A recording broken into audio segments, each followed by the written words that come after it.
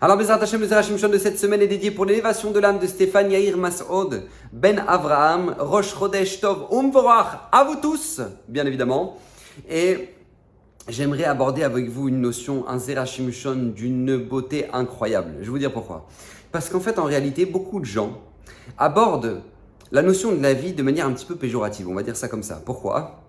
Parce que, en fait, beaucoup de gens se disent, bah voilà, on est venu dans ce monde, c'est un grand combat. On a des traits de caractère qui sont pires les uns que les autres, entre la colère, la paresse, la radinerie, la jalousie. Voilà, donc nous on doit se surpasser pour justement ne pas tomber dans le piège de ces traits de caractère-là. On a un Yetzera qui ne nous lâche pas dès qu'on sort dans la rue, à travers ce qu'on regarde, à travers ce qu'il nous montre, à travers ce qu'on entend, à travers... bref, ça s'arrête jamais, donc c'est un combat et c'est loin d'être difficile et c'est ça la vie.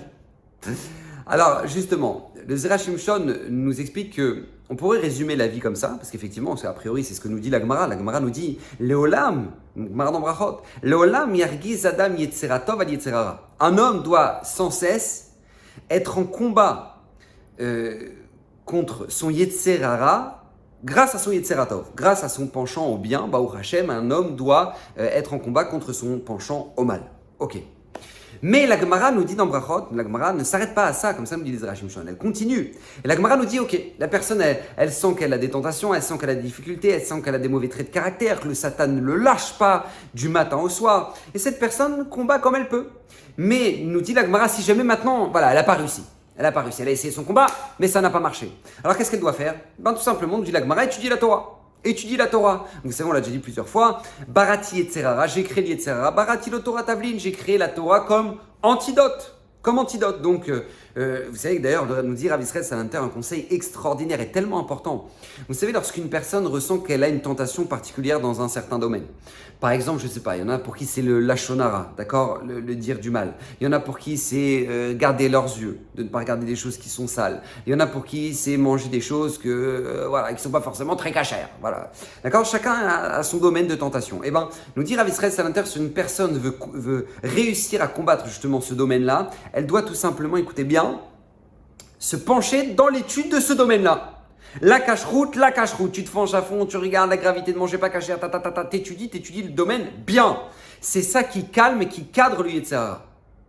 C'est la base, comme ça me dit Rav Israël Salanter. Donc c'est le premier conseil que nous dit la Torah. Plan B, si jamais maintenant tu n'as pas réussi à combattre ton Yetzirah, t'étudies, tu te casses la tête pour Bezrat Hashem surpasser ton Yetzer. Si jamais maintenant même ça marche pas, dit la Gemara, des fois ça peut ne pas marcher, la tentation est trop forte. Qu'est-ce qu'elle doit faire ?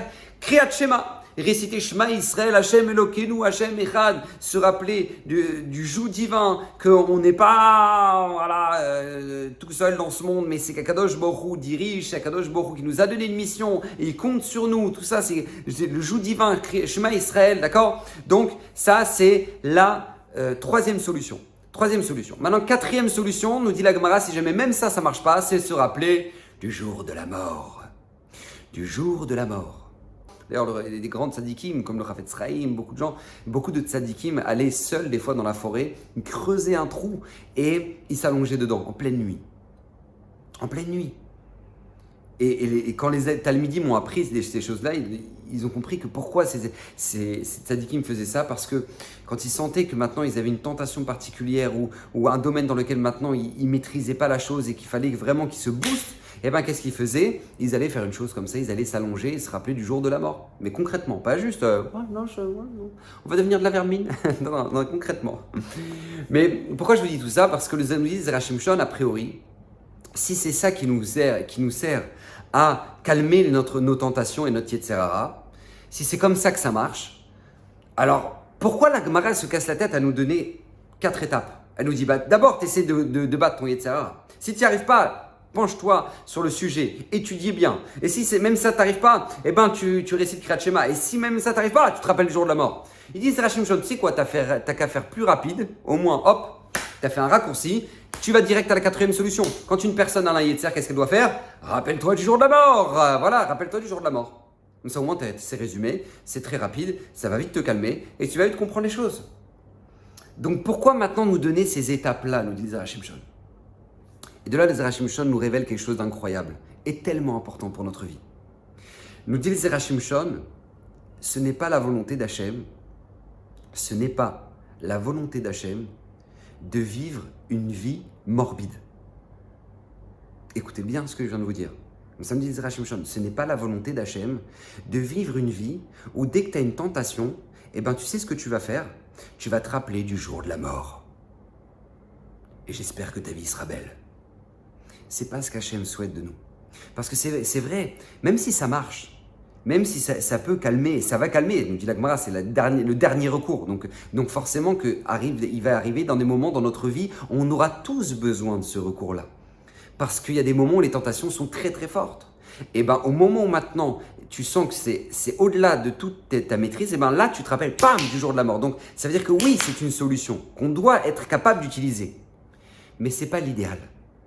C'est pas l'idéal, c'est la raison pour laquelle la Gemara nous dit qu'une personne doit avant tout passer par les étapes d'avant. Et Ezra Shimshon nous explique pourquoi.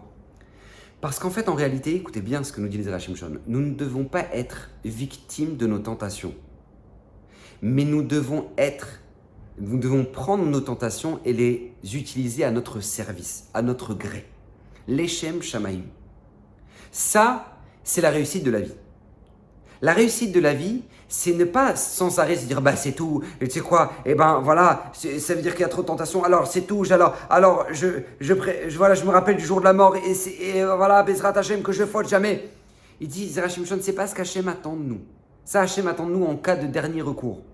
Mais ce qu'Hachem attend de nous, c'est que si jamais il nous a créés avec ces tentations-là, c'est d'en avoir une maîtrise parfaite pour pouvoir réaliser de beaux projets. Et je vais vous expliquer pourquoi. Parce qu'écoutez bien ce principe de base qui est fondamental. On ne construit pas avec la crainte d'Hachem. On construit avec l'amour d'Hachem. Si on a envie de se rapprocher d'Hachem, si on a envie de se rapprocher de sa Torah, ce sera uniquement au travers de l'amour de la Torah et l'amour des mitzvot. D'accord? Ahava, c'est valeur numérique 13, qui est la même valeur numérique que Echad, 1. Tu veux faire un avec une chose, tu dois faire la chose avec amour. Tu veux te rapprocher de la Torah, tu dois faire la chose avec l'amour. Tu veux te rapprocher de tes mitzvot, c'est la même chose. C'est comme ça que ça marche, par amour. Par contre, la crainte, oui, on en a besoin. Oui, on en a besoin, c'est extrêmement nécessaire. Pourquoi? Pour ne pas détruire ce qu'on a construit. Mais on ne construit pas par crainte. On évite de ne pas détruire par crainte. Donc, nous dit Ezra Shimshon, si une personne va se rappeler du jour de la mort, alors c'est vrai, elle va éviter de ne pas détruire. C'est vrai, c'est extraordinaire, elle n'a pas détruit, parce qu'elle peut détruire beaucoup si jamais une personne n'a pas de crainte d'Hachem. Elle peut en arriver à faire les 400 coups sans même s'en rendre compte et penser « Ah oui, mais moi je ne comprends pas, j'aime tellement Hachem, comment j'ai pu faire ça ?» Parce que cette personne-là n'avait pas la crainte de la faute. Donc la crainte de la faute, elle est nécessaire. Et c'est elle qui va te stopper au dernier moment qui s'appelle le jour de la mort. Ok, très bien. Mais nous dit Ezra Shimshon, l'idéal, c'est pas ça. L'idéal, c'est de construire notre avodat Hashem par amour. Comment ça marche? À travers le fait que tu vas canaliser ces pulsions, tu vas canaliser ces traits de caractère, tu vas canaliser toutes ces choses-là. Pourquoi? Pour faire la volonté d'Hachem. Je m'explique très simplement. Je donne un exemple très simple. Une personne, elle a un rapport anormal avec la nourriture. Ok? Une personne a un rapport anormal avec la nourriture. Elle n'arrive pas à se retenir, c'est trop bon, c'est trop de trucs. J'adore, je peux... Eh bien écoutez, c'est très simple. Il faut utiliser cette tentation-là pour justement faire une table de Shabbat extraordinaire. Vous savez que les kiffeurs, ceux qui aiment justement, qui ont un rapport avec la nourriture, qui a un magnifique rapport, eh ben, ils auront une table de Shabbat incroyable, avec plein de salades, plein de trucs, plein de boissons, Pourquoi? Parce que justement, ils ont mis au service d'Hachem leur tentation. Ils ont un rapport spécial avec la nourriture, donc ils vont faire un kiff. Et c'est vrai, Shabbat, ils vont faire une table extraordinaire. Et ça, c'est ce qu'Hachem attend de eux. Ça, c'est ce qu'Hachem attend de eux. C'est la même chose. Une personne, je sais pas moi, elle parle beaucoup. Il y a des gens qui parlent beaucoup. Ils ont un débit incroyable.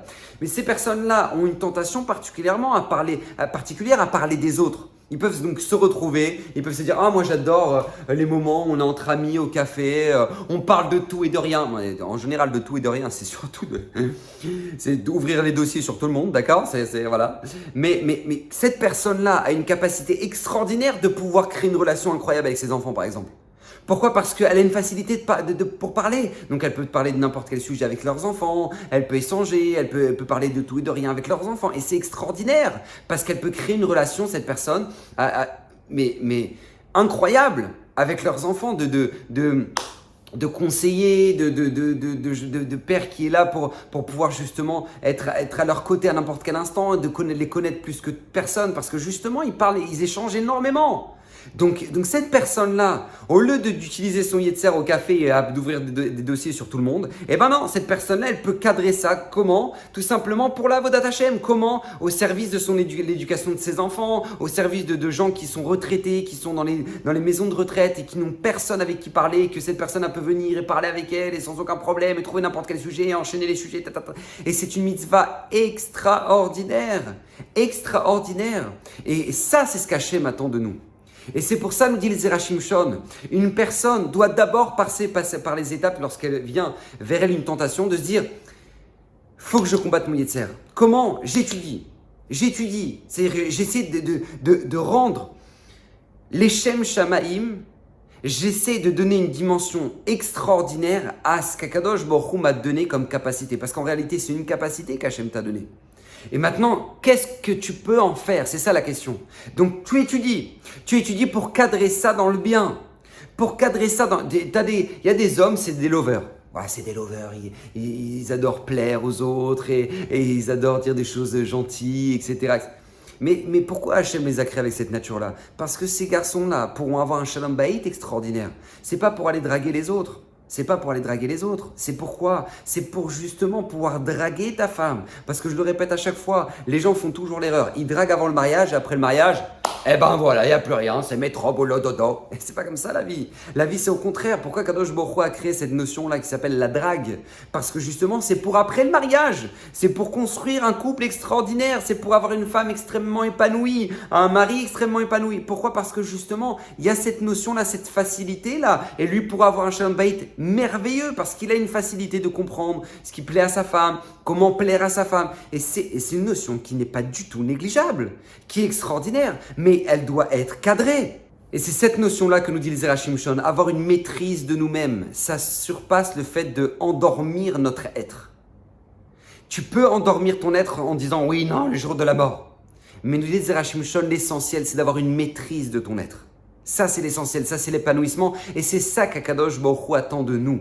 Donc, Bezrat Hashem, qu'on puisse mettre toutes nos tentations au service d'Akadosh Baruch Hu, parce que c'est pour ça qu'elles ont été créées. Et que Bezrat Hashem, on puisse faire un magnifique Kiddush Hashem, qu'on puisse sanctifier le nom d'Hashem tous les jours de notre vie, que ces paroles puissent être pour l'élévation de l'âme de Stéphanie Hermasoud, Ben Avraham, Bracha Vatzlacha, et que toutes ces paroles du Zera Shimshon, qui lui-même a promis que tous ceux qui l'étudieront régulièrement, mériteront une multitude de bénédictions dans leur maison, dans leur famille, que toutes ces bénédictions Bezrat Hashem résident dans vos demeures.